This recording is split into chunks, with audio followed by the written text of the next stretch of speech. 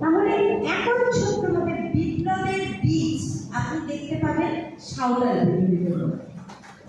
এই বিপ্লব কিন্তু তাদের মধ্যে, কারণ বিপ্লব হওয়ার অর্থ হচ্ছে মসনদে বসা না, বিপ্লব হওয়ার অর্থ ক্ষমতাতে বসা না, বিপ্লব হওয়ার অর্থ হচ্ছে যে বিদ্যমান ব্যবস্থা আছে, যে অন্যায় আছে, যে বৈষম্য আছে, যে সিস্টেম আছে, সেই সিস্টেমটাকে একটা পরিবর্তন করা। 1855 সালের যে ব্যবস্থা ছিল, সেই ব্যবস্থাতে কি ছিল, কেন সাঁওতালরা সেখানে বিদ্রোহ করেছিল, কারণ কি ছিল? ভূমির অধিকার, ভূমি চাই, বসবাস করার চাষের জমি চাই, এবং দীর্ঘ মহাজনী ব্যবস্থা, সুদের ব্যবস্থার বিপক্ষে অবস্থান করা। রাজা হিন্দু যিনি আছেন, আপনারা জানেন যে হিন্দু ধর্মের এক ধরনের কাস্ট সিস্টেম থাকে, ব্রাহ্মণবাদ বা ওখানে যে আপনাকে অচ্ছন্দের যে ব্যবস্থা, সেটার বিপক্ষে অবস্থান করা। চক্রবৃদ্ধি হারে বংশানুক্রমিকভাবে সুদের ব্যবসা হতো সেই সময়।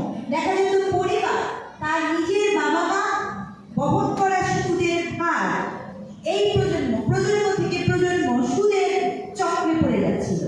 সেই সকল কিছুকে বিদ্রোহ ঘোষণা করেছিল। সেই সাথে ব্রিটিশ উপনিবেশিক যে আমাদের উপনিবেশিকরা যারা ছিলেন, তাদের যে শুল্ক খাজনা, সেটাও আমাদের এই সাঁওতালরা তারা দ্বিমত করেছিলেন যে তারা কত শুল্ক দিবেন। কাজে বিপ্লবের চিন্তা আজকের একদিনের না, আপনি যদি ব্রিটিশদের সময় থেকে শুরু করেন, এই অঞ্চলের সবচেয়ে শক্তিশালী বিপ্লবের দিক ছিল হচ্ছে এই আজকের সাঁওতালদের। কাজে নিজেদেরকে আপনারা পিছিয়ে পড়েছেন না পিছিয়ে পড়া সেটা গুরুত্বপূর্ণ না, গুরুত্বপূর্ণ হচ্ছে আপনারাই ছিলেন আলোকের বর্তিকা। অর্থাৎ একটা পুরা প্রজন্মকে কিভাবে বিপ্লব করতে হয় সেই বিপ্লবের শিক্ষাটা আপনাদের মধ্যে এই যে আজকে যে হুল দিবস, সেই হুল দিবসে এই অঞ্চলে প্রজ্বলিত হয়েছিল, যেটা ফরাসি বিপ্লবের কাছে ওখানে প্রজ্বলিত হয়েছিল। হ্যাঁ, দুঃখ আছে, দুঃখ অনেকগুলো আছে, এটা খুব সত্য। সবচেয়ে বড় দুঃখ কি জানেন? ঠিক যেমন 5ই অগস্টের পরে আমরা যারা ভীষণ রকমের সুন্দর বাংলাদেশের স্বপ্ন দেখে দুঃখ পেয়ে গেছি, এখন আমাদের আসলে এমন অবস্থা হয়েছে স্বপ্ন দেখাটা কোনো অপরাধ না, কিন্তু স্বপ্ন ভঙ্গের দুঃখটা মনের ভিতরে থেকে যায়। একইভাবে এই যে হুল দিবসের যে বিপ্লব ছিল সাঁওতালদের, এই বিপ্লবের আঘাত কতগুলো জায়গায় লেগেছিল। এই বিপ্লবের আঘাত লেগেছিল জমিদারের গায়ে, এই বিপ্লবের আঘাত লেগেছিল সুদের ব্যবসায়ীর গায়ে, এই বিপ্লবের আঘাত লেগেছিল হচ্ছে আপনার ব্রিটিশ উপনিবেশিকদের গায়ে। পরিণতি কি হয়েছিল জানেন? পরিণতি হয়েছিল খুবই ভয়াবহ, খুবই ভয়াবহ। এবং এই যে সাঁওতালদের এই বিদ্রোহের পরে তাদেরকে এত হতাহত করা হয়, সেখানেই তাদের সত্যিকার অর্থে মনোবলটাকে ভেঙে দেওয়া হয়। মুর্শিদাবাদের নবাব হাতি দিয়েছিলেন শুধুমাত্র হাতি চাপা দিয়ে সাঁওতালদেরকে মেরে ফেলার জন্য। তাহলে এই যে ইতিহাস, সেই ইতিহাসের যে আমাদের কনসিকুয়েন্স, সেখানেই কিন্তু আজকে আমরা এখানে বসে আছি। কিন্তু প্রশ্ন হলো, আমি যে ইতিহাস যতটুকু জানি, এই ইতিহাসের সবচেয়ে বলার মানুষটা কিন্তু আপনারা। আপনারা কি ইতিহাসটা বলেন কিনা, আপনারা কি আপনাদের প্রমোশন দেন কিনা, সেটা একটা গুরুত্বপূর্ণ। রাষ্ট্র, এটা বলতে আমার কোনো দ্বিধা নেই। আমি ভীষণ রকমের যারা পার্বত্য অঞ্চলে আছেন আদিবাসীরা, তাদের অনেক অনুষ্ঠানে গিয়েছি। জাকির ভাই খুব পয়েন্টেড একটা কথা বলেছেন যে তাদের একটা নেটওয়ার্ক আছে, এই মঞ্চে আপনারা বলেছেন ঢাকা শহরে এসে থাকার। কিন্তু আসল গল্পটা কি, তাদের স্ট্রাগলটা তাদের মতো। কারণ পার্বত্য অঞ্চল তো রাজনৈতিকভাবেও অনেক আগ্রহের জায়গা। পার্বত্য অঞ্চলের ট্যুরিজম আছে, মানুষ বেড়াতে যায়, ঘুরতে যায়, পার্বত্য অঞ্চলের বর্ডার আছে। আমাদেরকে ভাবতে হবে এই সমতলের আমাদের যে আদিবাসী আছে, আপনারা যারা আছেন, আপনাদের যা আছে সেটাকে আপনারা কিভাবে দেখাবেন, প্রদর্শনটা কিভাবে করবেন, এই জায়গাটা খুব গুরুত্বপূর্ণ।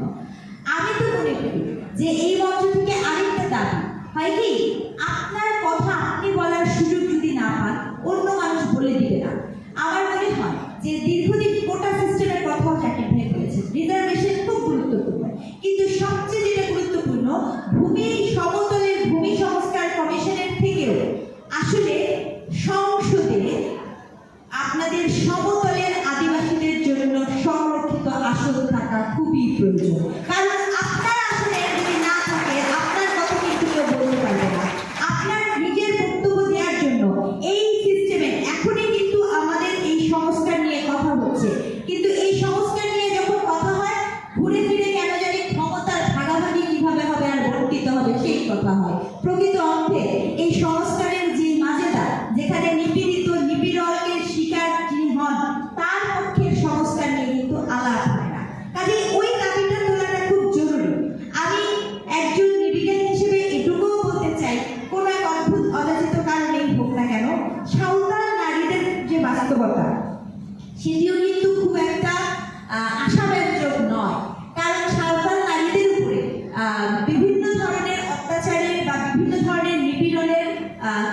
পাওয়া যায়, আর্কাইভাল রিসার্চেও দেখা গেল। কিন্তু ঘটনা হচ্ছে যে এমনটা তো হবার কথা ছিল না। কাজেই আমি বলবো এই মঞ্চ থেকে আপনারা চিন্তা করে দেখবেন যে সংরক্ষিত যে নারী আসন আছে, সেই নারী আসনে আমি তো মনে করি শুধু সাঁওতাল না, অবশ্যই সেখানে চা বাগানের শ্রমিকের একটি আসন থাকা উচিত, দলিত নারীর পক্ষ থেকে একটি আসন থাকা উচিত, অবশ্যই সেখানে এই নারীদের সংরক্ষিত আসন থাকা উচিত। ওই নারীকে দেওয়া উচিত যেই নারী আমাদের ভাষায় বাঙালিরা বলে ঝগড়াটে, আর আপনারা কি বলেন তা জানি না, কিন্তু যিনি কথা বলতে পারবেন তাকেই দেওয়া উচিত, যিনি আমার আত্মীয় তাকে দেওয়া উচিত না। এই বিষয়গুলো খুব গুরুত্বপূর্ণ। আরেকটা জিনিস কি, রাষ্ট্র, মানুষের মৌলিক অধিকার হচ্ছে খাদ্য, অন্ন, বস্ত্র, শিক্ষা, চিকিৎসা, বাসস্থান। 2025-এ এসে যদি কোনো কমিউনিটি আপনার শিক্ষা, বাসস্থান এবং চিকিৎসার মতো বিষয় নিশ্চিত করা সম্ভব না হয়, সেটি কিন্তু দুঃখজনক। আমি কখনোই মনে করি না যে আদিবাসীদের জন্য পৃথক কোনো স্কুল বা পৃথক কোনো কিছুর প্রয়োজন আছে। আমি মনে করি ইনক্লুসিভিটি প্রয়োজন আছে। তারা পৃথক হবে কেন, একই সাথে এই দেশটা তাদেরও সমানভাবে, যতটুকু আমার ততটুকু আপনার। বরঞ্চ নিশ্চিত করতে হবে আপনি যখন আপনার অধিকার এক্সেস করতে যান, সেই অধিকারকে আপনাকে কে হরণ করে। কাজে নিশ্চিত করতে হবে যে আপনি আজকে শিক্ষা ব্যবস্থা কেন এরকম ভাবে আমরা ভেবে নিয়েছি যে কোটা সিস্টেমের কথা বলছেন, বিসিএস ক্যাডারের কথা বলছেন, অবশ্যই এটা একটা ভিন্ন প্রসঙ্গ, কেন আমাদের মাথায় সবকিছুর সমাধান বিসিএস ক্যাডার হয়, আরো তো অনেক বিষয় আছে। কিন্তু এটাও সত্য যে আমরা কি, আমি যখন আসছিলাম আমি দেখছিলাম ওখানে কিছু দারুণ জিনিসের টি শার্ট দেখছিলাম। তো আবারও বলছি, এই যে একটা ব্যবসায়িক যুগ, একটা জগৎ বড় হয়েছে, আপনাদের যে নিজস্বতা আছে সেই নিজস্ব ইতিহাস, কৃষ্টি, কালচারটাকে আমরা যদি বৈশ্বিক পর্যায়ে না পৌঁছাতে পারি, আমি কিন্তু ন্যাশনাল পর্যায়ে বলি, ঢাকা শহরে বলি, এটা ওয়ার্ল্ড ওয়াইড যদি না পৌঁছাতে পারি, তাহলে আমাদের যে মুভমেন্টটা এটা না পিছিয়ে যায়। যেমন মনে করে ইন্ডিয়াতে আমি যখন দিল্লি ইউনিভার্সিটিতে দিতে গিয়েছিলাম, দিতে গিয়েছিলাম, তো সেখানে একটা জায়গায় করে দেওয়া হচ্ছে যে সেখানে সকল আদিবাসীদের জিনিসপত্র পাওয়া যাবে। ওখানে যত তাদের পণ্য, মানে যে পণ্যটা ওরা সেল করতে চান, কাজে বিভিন্ন যে টুরিস্ট আসবে, সে যদি আদিবাসীদের পণ্য সেল করতে চান তারা ওই জায়গাটায় যাবে। তো আমি মনে করি সমতলের আদিবাসীদের ইটস এ হাই টাইম আপনার ডিমান্ড করা, আপনার কৃষিজ যে পণ্য আপনি উৎপাদন করেন সেটি অর্গানিক হতে পারে, তার মেথড ডিফারেন্ট হতে পারে, তাহলে সেই কৃষি পণ্যটা যেন আমার কাছে আসে, সরকারের পৃথক ব্যবস্থা করাটা খুব জরুরি।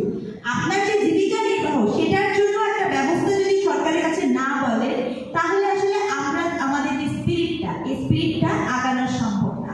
আর রাষ্ট্র সবসময়ই খুবই নিপীড়নমূলক। রাষ্ট্র যে সকলের কথা শুনে, ব্যাপারটা এরকম না। রাষ্ট্র বরঞ্চ এমন সিচুয়েশন তৈরি করে যেখানে আসলে আপনি যদি আপনার অধিকারের কথা বলেন, তাহলে আপনি হচ্ছেন রাষ্ট্রের জন্য একটা কাঁটা, যে কাঁটাকে সে তুলে ফেলতে চায়, উপড়ে ফেলতে চায়। সাঁওতালদের গল্পটা কিন্তু ঠিক ওরকম। সাঁওতালদের বিদ্রোহীর যে একটা বিশাল মাইল ফলক, এটি ক্ষমতাকে প্রশ্নবিদ্ধ করেছিল। কোনো এক অদ্ভুত কারণে এই আপনাদের যে স্পিরিট আছে, সেই স্পিরিটটাকে, মনোবলটাকে ভেঙে দেওয়া হয়েছে। ওই মনোবলটাকে আমাদের আবার জাগিয়ে তুলতে হবে। যদি মনোবলটাকে আমরা জাগাতে না পারি, তাহলে আপনি কিন্তু এই যে লড়াইটা, আমরা যে বললাম যে লড়াই করেই তো বাঁচতে হয়, প্রতিটা মানুষকেই লড়াই করে বাঁচতে হয়, যদি মনোবলটা ফেরত না পান, তাহলে কিন্তু এটা হবে না। শিক্ষার হার যে কোনো অর্থে গুরুত্বপূর্ণ, কারণ শিক্ষা যদি আপনি বৃদ্ধি না করতে পারেন, আপনার হার, এবং সেটি সকলের, শুধু পুরুষের না, নারী পুরুষ সকলের শিক্ষার হার বৃদ্ধি করা জরুরি। আমি যেমন এর সাথে আরেকটা জিনিস যুক্ত করব, কোনো এক অদ্ভুত কারণে সাঁওতালদের ঢাকা শহরে ভিজিবিলিটি খুব কম, মানে আপনাকে আমি লোকেট করতে পারি না, আপনি কোথায় থাকেন এটা আমি লোকেট করতে পারি না, আমি আপনাকে বিভিন্ন মহলে দেখি না। এটার কারণ আমি যখন, আমার মনে আছে আজকে 2005-06 আমি যখন একটা রিসার্চ করেছিলাম ঢাকা শহরের আদিবাসীদের উপরে, তখন আমার কিন্তু সাঁওতালদের যে আমি খুঁজে বের করবো এই নেটওয়ার্ক আমি পাইনি। তার মানে আমি যেটা বলতে চাচ্ছি যে অথচ আমি খাসিয়াও পেয়েছি, আমি কিন্তু আপনার মারমাও পেয়েছি, ঠিক আছে, কিন্তু আমি এই নেটওয়ার্কটা পাইনি। হয়তো এটা আমার সীমাবদ্ধতা, কিন্তু আমার যেটা মনে হয় যে বিভিন্ন জায়গায় আপনাদের প্রতিনিধিত্বমূলক অংশগ্রহণটা খুবই জরুরি, যাতে করে আপনার ভাষা, আপনার রিপ্রেজেন্টেশন, আপনার যে চাওয়া বা ডিমান্ডটা আপনি করতে পারেন। তাহলে হবে কি যে আমরা এই যে একটা সমৃদ্ধশালী গ্রুপ আছে, কারণ আপনাদের মনে আছে ওয়ারি বটেশ্বরের কথা। ওয়ারি বটেশ্বরের আবিষ্কারের মধ্য দিয়ে বলল যে আদিবাসী বলে বাংলাদেশে কিছু নাই, সবই হচ্ছে বাঙালিরাই হচ্ছে এখানকার আদিবাসী। তখন আমরা খুব হাসাহাসি করলাম, কিন্তু তখনও ওয়ারি বটেশ্বর যখন দীপুমণি বলেছিলেন এই কথাটা, তখনও তারা বলছিলেন যে এই অঞ্চলে সবচেয়ে পুরনো আদিবাসী সাঁওতাল, মানে বাঙালিদের থেকে তিনি বলছিলেন, তারা বলছিলেন ওই সময় যে সাঁওতালদেরকে এখান থেকে সরানো যাবে না, তাদের অস্তিত্ব কিন্তু সবচেয়ে পুরানো। এটা বলার পরও কাজ হলো না কেন? এটা বলার পরেও আপনার আদিবাসীর যে অধিকার, এটা তো বলছেন রাষ্ট্রের যিনি ছিলেন দায়িত্বে, তারা তো বলেছেন, কাজ হয় নাই কেন? তার কারণ এটা যে বলেছেন এবং এরপরে যে আপনাকে একটা ইনিশিয়েট নিতে হবে, এই ইনিশিয়েট নেওয়ার প্রক্রিয়ার মধ্যে এক ধরনের দুর্বলতা আছে। আপনাদের এই দুর্বলতাতে যদি কাজ না করা হয় তাহলে এটা অনেক সংকটজনক। ইন্ডিয়ার মতো রাষ্ট্রে যেখানে আমার বলতে বিন্দু মাত্র দ্বিধা নাই, বাংলাদেশের থেকে দ্বিগুণ তিনগুণ বেশি আপনার কাস্ট সিস্টেমের চর্চা হয়, ছুত অছুতের চর্চা হয়, অনার কিলিং হয়, কিন্তু সেই রাষ্ট্রের যিনি রাষ্ট্রপতি তিনি একজন সাঁওতাল নারী। ঠিক এই মুহূর্তে ইন্ডিয়ার রাষ্ট্রের রাষ্ট্রপতি একজন সাঁওতাল নারী। তাহলে আমরা কেন পারবো না? আপনারা কেন পারবেন না? একটু আগে মৌসুমে বলে গেলেন না, আমাদের এখানে তো ওই মাত্রায় কিন্তু ছুত অছুতের বিষয় নাই। আমাদের যেটা আছে সেটা সংকট হচ্ছে আমাদের সিস্টেমেটিক একটা বৈষম্য আছে, অপারেশন আছে, এবং আমরা কেউ সিস্টেমেটিক আগাতে পারি না। এইখানে হচ্ছে আমাদের একটা অদক্ষতা।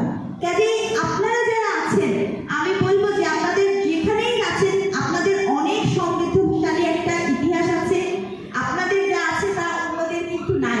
আপনাদের সাঁওতাল বিদ্রোহ পাঠ্যপুস্তকে বাধ্যতামূলকভাবে পড়ানো হবে না কেন?